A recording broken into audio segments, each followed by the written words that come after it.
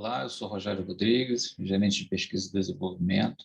É um grande prazer poder estar aqui com vocês nesse evento. Quero agradecer à professora Bianca Santos pela oportunidade, ela que é professora da Faculdade de Farmácia da Universidade Federal do Rio de Janeiro. É muito legal poder compartilhar com vocês um pouco da nossa rotina na indústria farmacêutica. Eu tenho aqui uma breve apresentação para dividir com vocês, mas antes de entrar especificamente em detalhes de como um produto ele é desenvolvido aqui pelo setor de pesquisa e desenvolvimento da Nortec, eu gostaria de falar o passo a passo antes de entrar especificamente nesse assunto. Então, sempre que a gente recebe uma informação do mercado, a gente tem 4 passos dentro de um desenvolvimento de um novo produto e a gente segue rigorosamente esses 4 passos. A informação, ela vem de fora, nós temos algumas equipes especializadas que buscam oportunidades de negócio, temos escritórios nos Estados Unidos que essas pessoas ficam monitorando, né, as tendências, né, no mundo com relação a novos medicamentos e monitorando, então, aquelas patentes que já estão próximas de expirar daqui a 1 ano, 2 anos, 5 anos, 10 anos. Então, a gente começa, obviamente, a se antecipar, trabalhando já no desenvolvimento daquele processo, daquele produto, para quando essa patente cair em domínio público, a empresa possa ser a primeira fabricante daquele princípio ativo, que, consequentemente, será um medicamento genérico, sendo, obviamente, preparado pela indústria farmacêutica. Então, esses 4 passos, nós temos o primeiro passo, que é uma avaliação, né, de todas as rotas de síntese que nós temos na literatura para desenvolvimento daquele produto. Então, é uma atividade muito parecida com o que acontece na academia, quando o aluno ele recebe do professor um projeto, seja esse de final de curso, seja uma dissertação de mestrado, um doutorado. Então, o aluno ele tem inicialmente o desafio de ir para a literatura e pegar todas as informações sobre aquele projeto e fazer uma pesquisa bibliográfica. Então, a gente aqui também faz uma pesquisa bibliográfica, obviamente buscando informações sobre diferentes rotas de síntese daquele produto e, consequentemente, depois que a gente tem essas informações, a gente separa aquilo que vem de artigos científicos daquilo que vem de patentes, e as rotas que são de patentes a gente passa para um escritório especializado que faz um levantamento sobre o status daquelas patentes e retorna com um relatório dizendo se a gente pode ou não seguir por aquele caminho. E se a gente pode seguir, isso significa que a gente não vai estar infringindo nenhuma patente, e se tem um risco de infringir, ou a gente muda a estratégia, a gente troca de rota, ou a gente traça algumas estratégias para tentar fugir, obviamente, daquilo que está patenteado, né? Então, essa primeira fase ela é importante porque, na medida em que eu tenho essa rota de síntese, então eu já começo a prospectar no mercado potenciais fornecedores daqueles materiais de partida, das partículas, né, dos fragmentos da molécula, para poder trazer e começar oficialmente a fase 2. Então, o que é a fase 2? A fase 2 é quando eu já tenho no meu laboratório os fragmentos daquela molécula que eu pretendo sintetizar e eu começo, então, a fazer experimentos exploratórios. Esses experimentos têm por objetivo verificar se aquela rota que foi selecionada ela tem viabilidade ou não. Então, sabemos muito bem que algumas reações químicas elas têm um comportamento bastante interessante quando você está trabalhando num balão, mas o comportamento às vezes muda muito quando você trabalha numa escala maior e isso já dentro de um reator químico, por exemplo, um reator de processo.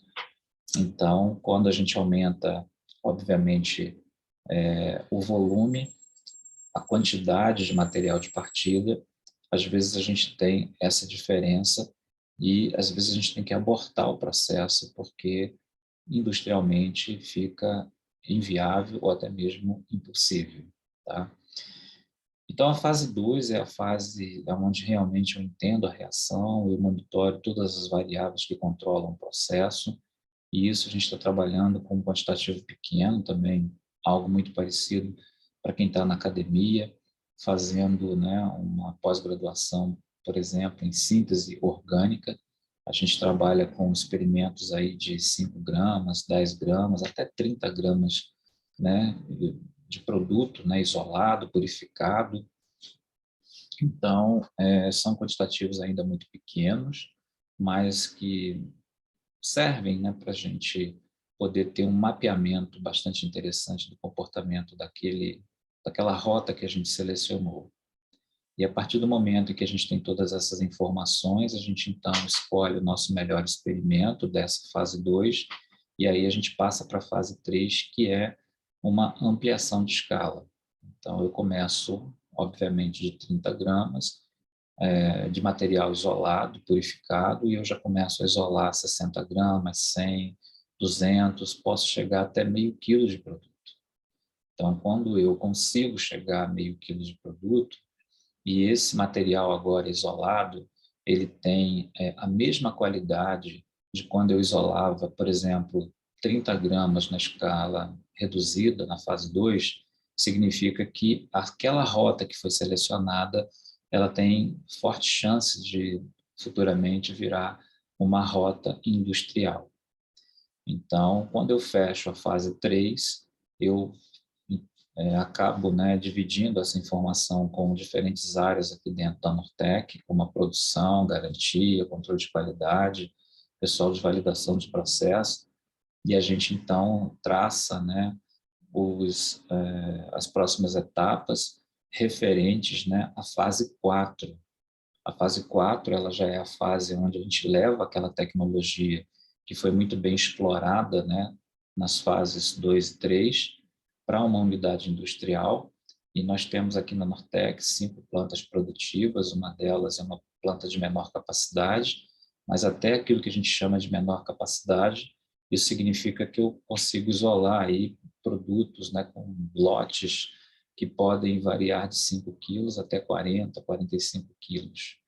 Então, já é uma quantidade bastante expressiva, porque comparado àquilo que eu isolei, né, com muita propriedade na fase 3, e chega no máximo a meio quilo, agora eu já estou trabalhando com quilogramas. E aí, é óbvio que na fase 4, a gente então tem, né, novamente, que monitorar todas essas variáveis que controlam o processo, e algumas dessas variáveis, elas acabam até se perdendo, e a gente precisa voltar a mexer no processo para adequar aquela variável àquela condição agora, né, já industrial.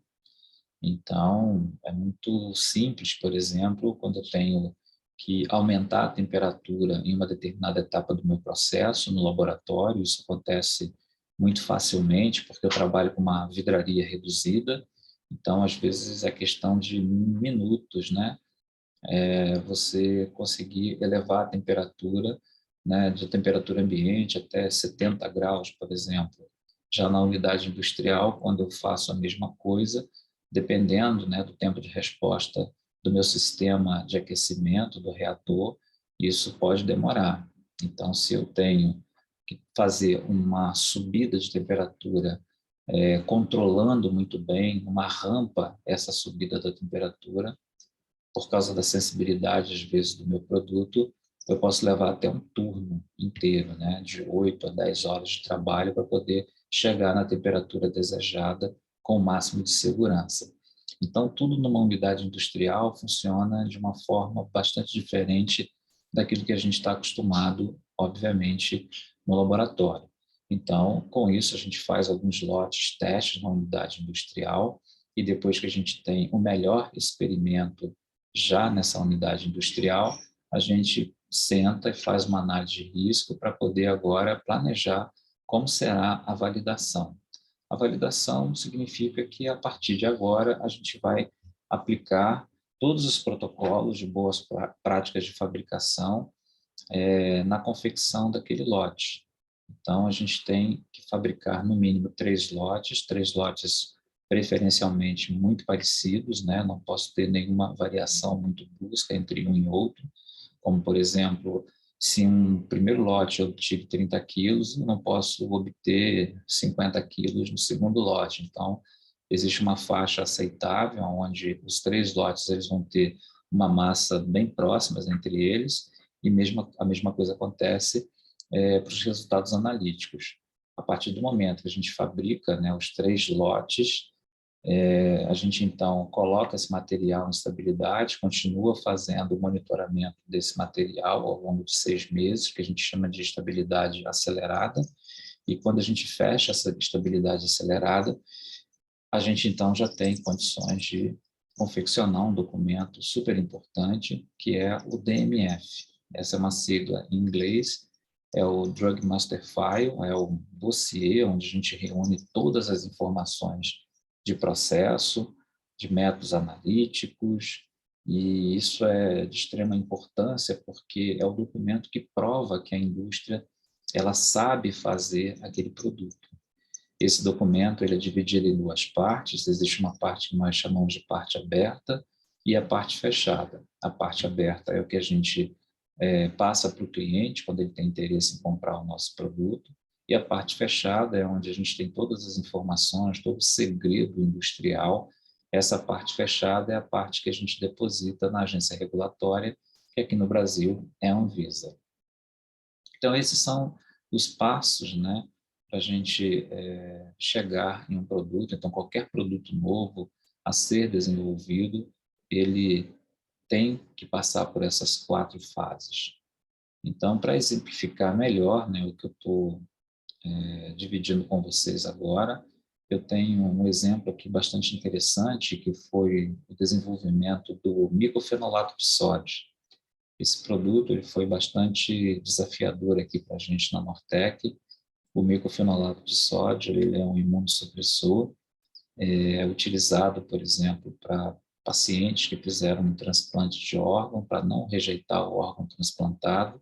Então, esse produto ele tem a capacidade, por exemplo, de burlar o nosso sistema de proteção. Então, isso evita, né, obviamente, que o organismo ele rejeite aquele órgão transplantado.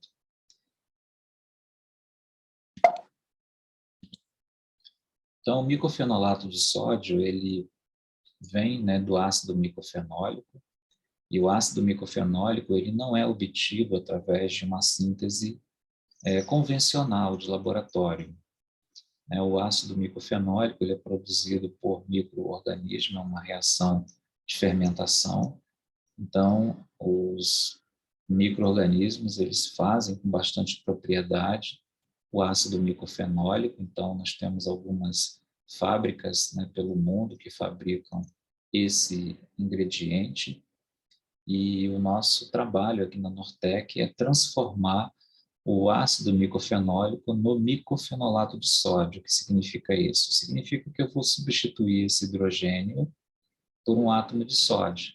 Quando eu faço isso, né, eu deixo esse produto agora mais solúvel. Se ele é mais solúvel, ele tem mais capacidade, né, de se dissolver no organismo humano. Então, essa solubilidade, né, é importante para que o produto tenha essa biodisponibilidade. Então, tendo a biodisponibilidade, ele então impede as ações da célula T, responsável pelo nosso sistema imunológico, e com isso, né, o organismo não rejeita o órgão transplantado. Mostrando a síntese, né, parece realmente ser muito simples. Na verdade, não é difícil fazer a transformação, a mudança do hidrogênio por átomo de sódio. Essa é uma reação que acontece em uma única etapa, então chegar nesse produto não é difícil. O difícil, e é onde tem todo o desafio tecnológico, está exatamente na cristalização desse material. Então, nós descobrimos, né, com buscas na literatura, de que o microfenolato de sódio ele tem a capacidade de formar até 26 formas cristalinas diferentes. E essas formas cristalinas são classificadas como polimorfos. Então, o polimorfismo é exatamente essa capacidade com que as moléculas têm de se organizar, né, de diferentes formas numa rede cristalina, formando, obviamente, diferentes cristais. E esses diferentes cristais, eles também têm diferentes propriedades físico-químicas, como, por exemplo, a questão da solubilidade. Então, eu posso ter um produto que seja numa forma polimórfica mais solúvel e em outra forma menos solúvel. Existem também propriedades como ponto de fusão. Nós temos alguns cristais que fundem com diferenças, às vezes até de 100 graus de um para o outro. Então, isso tudo influencia muito na performance do medicamento.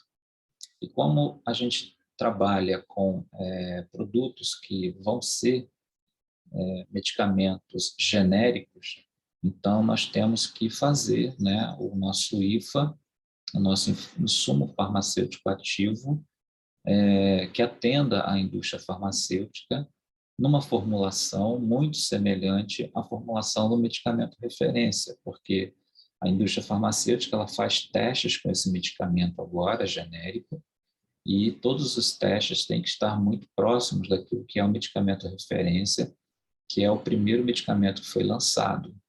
Então, como lá atrás, né, o dono da patente, quando protegeu o microfenolato de sódio, ele disse nesse documento que a forma polimórfica é a forma polimórfica M2. Então, a forma M2, 100% de pureza polimórfica. Então, no universo onde eu posso cristalizar o microfenolato de sódio em até 26 formas polimórficas, você chegar em uma única forma é que é o grande desafio. Por isso que não tem muito fabricante de microfenolato de sódio no mundo. Hoje eu posso dizer que a Nortec Química, ela tem, hoje ela é uma das 2 ou 3 fábricas no mundo que tem a detenção dessa tecnologia, que sabe fazer esse produto. Isso foi um desafio muito grande aqui para a gente, porque nós tivemos que fazer muitos experimentos até entender todas as variáveis que controlam esse processo. Só para a gente ter uma ideia do que significa, né, essas formas polimórficas, eu tenho aqui a forma M2, representada por essa imagem. Isso aqui são imagens de um microscópio eletrônico, onde, se você pegar o microfenolato de sódio, independente da forma polimórfica, ele é sempre um sólido branco, é um pó. Mas quando a gente pega esse pó e coloca, né, em um microscópio, a gente vai ver que tem diferenças. Então, a forma M2 ela é muito semelhante a bastões, né? Os cristais são transparentes. E aí, quando eu tenho uma mistura majoritariamente da forma M16 e da forma M1, eu tenho aqui esferas, eu tenho alguns cubos.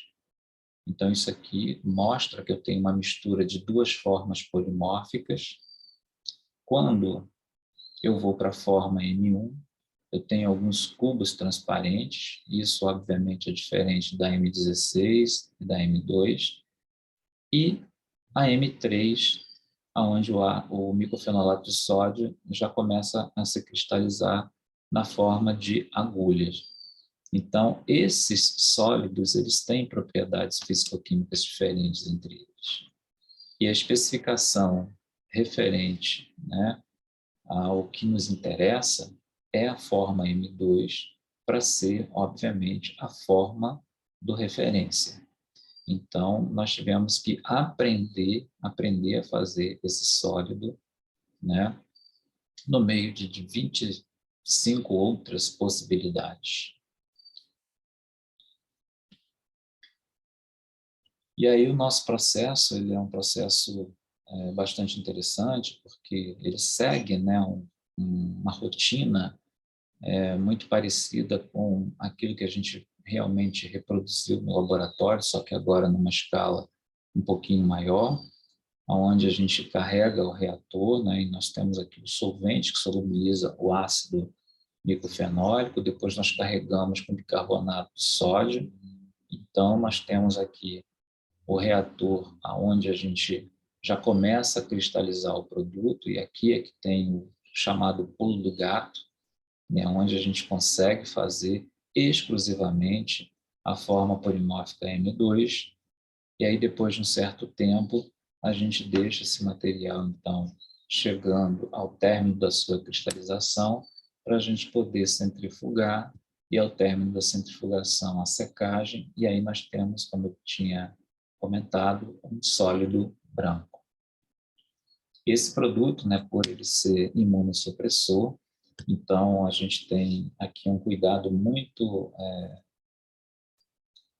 importante aqui com esse produto, onde o nosso colaborador ele tem que estar devidamente paramentado, treinado.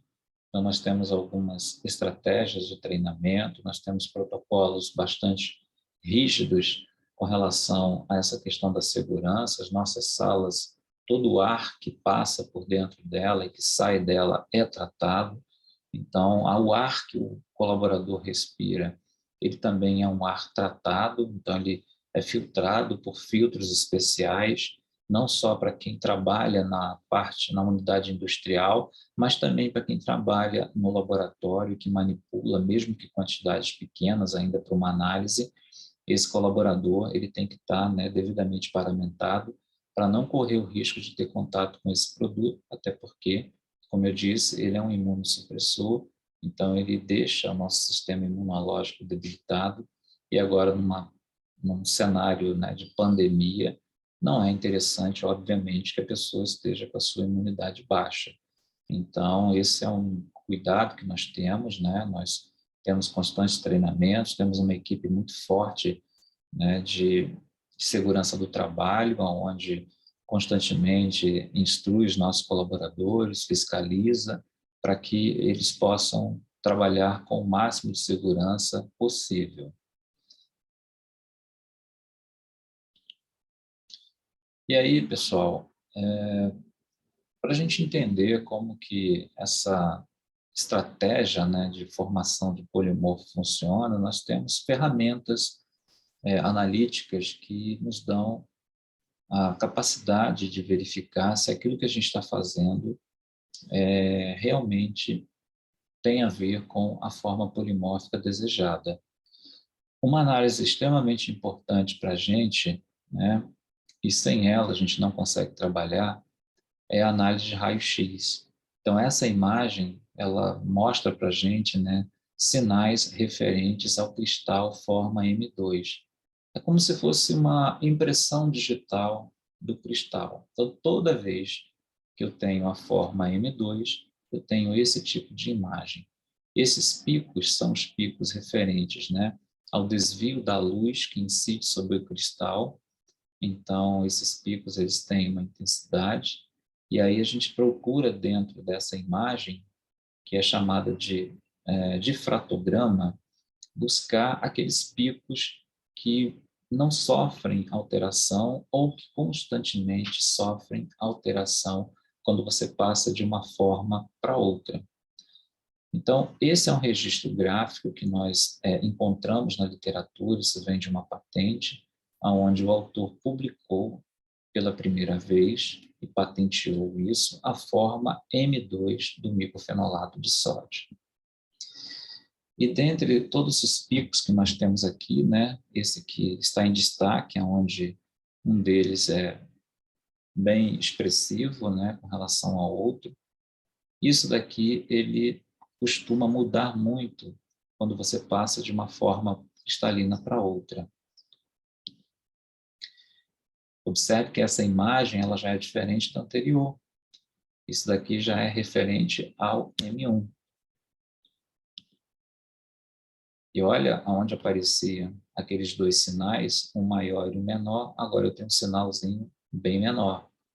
Então, essa imagem, ela é a imagem referente à forma M1 e, claro, diferente do cristal M2. Então, a literatura ela já mostrou para mim que eu tenho, né, duas informações interessantes. Se eu quiser fazer o M2, eu tenho, né, o experimento. Se eu quiser fazer o M1, eu tenho outro experimento. São experimentos distintos. E por que M2 e M1? Porque nas diferentes formas polimórficas que eu mostrei, que são cerca de 26, para o medicamento, nós particularmente temos aquelas que eu mostrei as imagens de microscopia, M16, M3, M1, M2, são as formas polimórficas formuladas, tá? Mas, como eu disse, o medicamento referência, ele é M2, então eu tenho que buscar, obviamente, o M2. Se eu não tenho na indústria hoje, né, um raio-x para poder fazer esse acompanhamento durante o desenvolvimento do meu processo, eu posso usar uma outra estratégia, uma outra ferramenta, que é o DSC. É uma análise térmica, onde esse registro gráfico aqui, ele mostra aonde o meu produto ele funde. E lembra que eu comentei que os polimorfos eles podem ter diferentes pontos de fusão? Então, especificamente para a forma M2, eu tenho esse formato de sinal. E se eu tenho a forma M1, eu tenho agora dois eventos térmicos. Isso, obviamente, é bem diferente do anterior. Então, um evento térmico em torno de 110 e um outro evento térmico em torno de 185. Esse evento térmico aqui tem a ver com a forma M2. Esse evento térmico tem a ver com a forma M1. Então, a impressão que eu estou tendo olhando essa imagem é que o que era M1, quando começou a receber aquecimento, o produto começou a ser aquecido, ele então se interconverteu na forma M2. Mas o que me interessa é isso aqui, e não isso aqui. Com essas informações, então, da literatura, nós começamos os trabalhos no laboratório, e aí nós fomos já isolando, né, os primeiros lotes de laboratório e, consequentemente, fazendo esse acompanhamento por raio-x. E agora eu tenho uma imagem real, não é da literatura, isso aqui é de um produto que nós isolamos e pedimos para fazer a análise de raio-x. É o mesmo registro gráfico, só que com a diferença de que aqui eu tenho essas linhas laranjas. Essas linhas em laranja, elas estão exatamente aonde eu tenho os sinais referentes à forma M1. Então, esse difratograma, ele mostra para mim que eu tenho majoritariamente a forma M2, mas eu tenho uma contaminação aqui agora da forma M1. Então, se a especificação do produto é 100% forma M2, então esse lote, por exemplo, ele está reprovado. Peguei esse material e fiz uma análise, então, de DSC, né, que é onde eu faço a fusão da amostra. E aqui eu tenho, né, 3 eventos térmicos. Olha que interessante. Lembra lá atrás que eu tinha mostrado 2 eventos térmicos? Então, aqui eu tenho 3, muito provavelmente esse primeiro aqui é algum resíduo dissolvente, e esses dois aqui têm a ver, obviamente, com a mistura, né, da forma M1 e M2. E dá para ver, né, que a forma M1, ela sim, ela tem aqui uma proporcionalidade, né, que eu posso dizer que são traços da forma M1. Então, eu estou começando aí para o caminho desejado, que é a obtenção da forma 100% M2. Com isso, a gente foi entendendo, né, as variáveis que controlam esse processo de cristalização, E a gente foi melhorando, a gente foi aprimorando.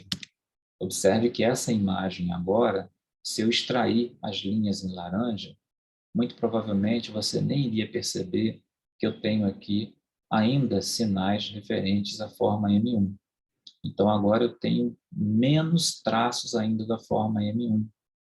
Eu tenho, por exemplo, aqui um sinalzinho que até se confunde com o ruído. É claro que essa imagem, né, só mesmo um especialista em cristalografia é que teria a capacidade de bater os olhos aqui e dizer que ainda tem alguma coisa, algum resquício da forma M1. Mas, novamente, como o produto desejado ele tem que ser 100% a forma M2, então eu não posso ter nada da forma M1. Peguei esse material e fiz a análise, então, do DSC. E olha que o equipamento ainda pega alguma coisinha muito pequena da forma M1 e, majoritariamente, a forma M2. Então, eu estou realmente muito próximo de alcançar o objetivo. E esse objetivo foi alcançado na medida que eu entendi qual era a variável que controla esse processo de cristalização.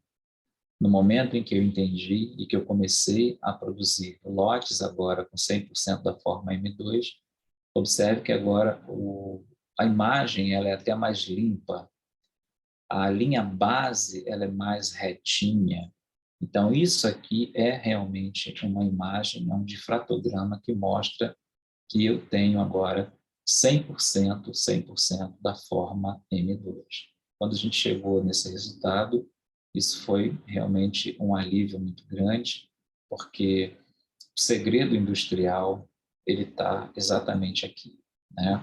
Então foi uma satisfação muito grande para toda a equipe, semelhante, né? Quando você tem um lançamento de foguete e que tudo dá certo, que as pessoas elas se confraternizam. Então isso aqui para a gente foi bastante importante chegar nesse resultado. E aí pegamos, obviamente, esse material, fizemos novamente uma análise térmica e olha que interessante. Agora eu tenho apenas um evento térmico. A linha aonde eu tinha aquela protuberânciazinha aonde saía a forma M1 já não existe mais. É óbvio que entre uma análise térmica e uma análise de raio-x, o raio-x, né, é a técnica mandatória, é a técnica oficial, é a técnica que eu não tenho que duvidar. Então, no caso da análise térmica, existem alguns materiais onde você tem o polimorfo fundindo praticamente na mesma faixa de fusão, mas quando você faz o raio-x, você vê que há uma diferença entre as duas imagens. Mas o caso específico do microfenolato de sódio, a gente consegue trabalhar bem tanto com uma técnica quanto com a outra técnica. Então, a gente com isso aprende, né, a desenvolver algumas estratégias. Esse tipo, né, de produto, ele é um produto que ele traz para a gente, né, uma bagagem muito importante do ponto de vista de preparo de pessoal, porque a nossa indústria, ela é uma indústria onde nós temos que ter profissionais muito qualificados, com cada um com a sua especificidade. No meu laboratório, por exemplo, eu tenho químicos analíticos, químicos sintéticos, são pessoas que vieram de uma boa formação na academia, são excelentes químicos sintéticos, mas químicos sintéticos que a gente agora, dentro da indústria, precisa fazer um treinamento específico com eles, porque o propósito é transformar esse químico sintético num químico de processo. E quando a gente tem, né, o químico de processo, é aquele profissional que ele desenvolve o processo já não só olhando apenas, né, para a qualidade do produto, mas entendendo como aquele produto se comporta numa unidade industrial, quais os solventes que ele precisa usar para que ele não tenha dificuldade depois de extrair esse solvente do material. Ele tem que ter uma ideia mais ou menos de custo, né, de quanto custa o quilograma desse produto. Então, a gente faz um cálculo de viabilidade também, porque muitas vezes, antes de ir para a unidade industrial, é, as planilhas, né, de viabilidade, elas não são tão favoráveis, elas mostram que esse produto ele pode dar prejuízo, então a gente muitas vezes tem até que abortar o desenvolvimento daquele novo produto, porque a gente sabe que vai ter dificuldade depois para poder colocar ele no mercado, porque existem outras pessoas vendendo esse produto, e aí a competitividade de preço fica bem diferente, bem difícil. Então, esse químico de processo, ele tem que ter essa visão, ele tem que ter também a questão da visão do regulatório, porque nós temos hoje protocolos bastante rígidos para você fabricar, né, produtos que vão ser para consumo humano. Então, a gente não pode simplesmente tomar decisões sem que essas decisões não passem por uma avaliação técnica, por uma análise rigorosa de risco, porque qualquer coisa que a gente vier fazer no processo, isso pode gerar um impacto muito grande para o nosso cliente, que é a indústria farmacêutica. Então, nós temos protocolos bem rígidos aqui dentro, onde a gente tem que trabalhar seguindo sempre as folhas de processo, atendendo a todos os atributos de qualidade daquele produto. Então, isso faz com que esse profissional ele seja realmente um profissional, né, diferenciado, né? Esse tipo de formação é uma formação que ela só existe dentro da indústria. Hoje a Nortec ela tem uma turma, né, um curso, né, de extensão que a Nortec oferece aos colaboradores, inclusive nós temos professores das universidades que vêm aqui para poder dar esse curso. Então, isso é uma forma da gente treinar os nossos colaboradores, deixando esses colaboradores bastante aptos para poder, obviamente, conduzir o desenvolvimento e a consolidação de uma tecnologia em uma das nossas unidades industriais. E, paralelamente a isso, esse profissional, além de ter todo esse conhecimento, ele também é aquele profissional que está sempre muito atento aos protocolos de segurança. Trabalhar dentro de uma indústria como a nossa é muito diferente daquilo que acontece, por exemplo, na academia, exatamente porque as quantidades são muito pequenas, né? Os experimentos desenvolvidos em bancada, versus os experimentos que são realizados em uma unidade industrial. Então, nós temos aqui reatores de alta capacidade, volumétrica, então a atenção ela é muito importante, não que no laboratório de química orgânica não seja importante, mas um acidente numa unidade industrial, as dimensões são imensuráveis, né? Então, é muito complicado e a gente tem que ter muita atenção, porque qualquer erro ali pode ser realmente fatal. Então, esses profissionais, eles são constantemente treinados e por profissionais que são muito qualificados, e isso é o que faz da Nortec Química uma empresa diferente na produção de insumos farmacêuticos ativos. Então, pessoal, isso era basicamente, né, o que eu tinha para mostrar para vocês. Eu achei que mostrando essa pequena apresentação, isso faz com que vocês entendam um pouco sobre a nossa rotina. É claro que cada produto ele tem, como eu já falei, a sua especificidade, né? Nem todos os produtos passam por uma situação como essa do microfenolato de sódio. Uma hora a gente tem problema com polimorfismo, outra hora nós temos problema com uma impureza desconhecida que foi formada durante uma etapa específica do processo e que precisa ser removido. Então, nós temos que ter as estratégias de remoção dessa impureza. Às vezes, é uma dificuldade para o desenvolvimento de um método analítico. Então, existe uma carga analítica muito pesada por trás de cada produto que é desenvolvido, de cada produto que é liberado e que vai para o mercado. Eu agradeço a todos pela oportunidade, pela atenção. Peço para que quem tiver o interesse, que acesse a página da Nortec, né? Lá tem as informações sobre a empresa.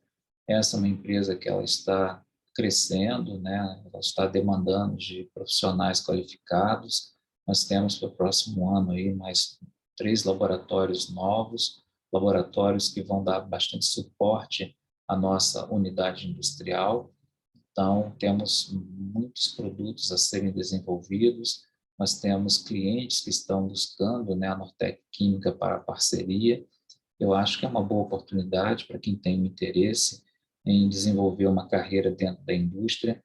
A Nortec é uma empresa muito sólida, como disse, uma empresa que já tem quase 40 anos de mercado, e é uma empresa onde você constantemente está evoluindo, está aprendendo, está se profissionalizando. Então, eu agradeço mais uma vez pela oportunidade e vou ficando por aqui. Forte abraço a todos.